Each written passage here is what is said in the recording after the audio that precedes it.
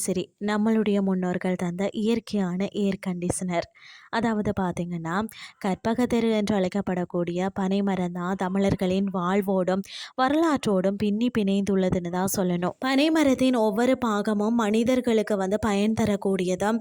அந்த வகையில் தான் கோடை காலத்தின் வெப்பத்தை தணிக்க நம்மளுடைய முன்னோர்கள் கண்டறிந்த ஒரு அற்புதமான கருவி தான் பனை ஓலை விசிறி.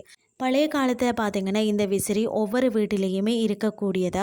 நவீன காலத்தில் மின்சார விசிறிகளும் குளிர் சாதன பெட்டிகளும் வந்துவிட்ட போதிலும் பனை ஓலை விசிறி தரக்கூடிய இயற்கையான காற்றிற்கும் ஆரோக்கியத்திற்கும் ஈடு இணை எதுவுமே இல்லைன்னு தான் சொல்லணும்.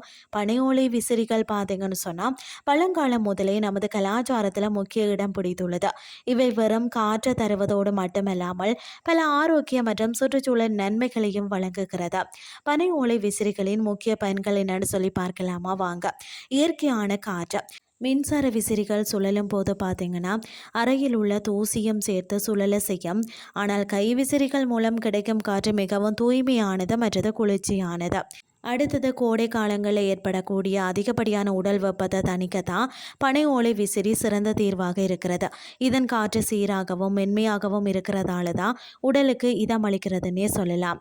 மற்றது கை விசிறியை பயன்படுத்துவது மணிக்கட்டு மற்றது கைகளுக்கான ஒரு சிறந்த ஒரு லேசான உடற்பயிற்சியாக கூட அமைகிறது.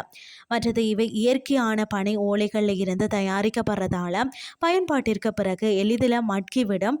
பிளாஸ்டிக் விசிறிகளை போல இவை சுற்றுச்சூழல் பாதிப்பை ஏற்படுத்துறதில்லை. இதற்கு மின்சாரம் தேவையில்லைன்றதால மின்சார சிக்கனத்திற்கு இது சிறந்த வழியாக இருக்கிறது.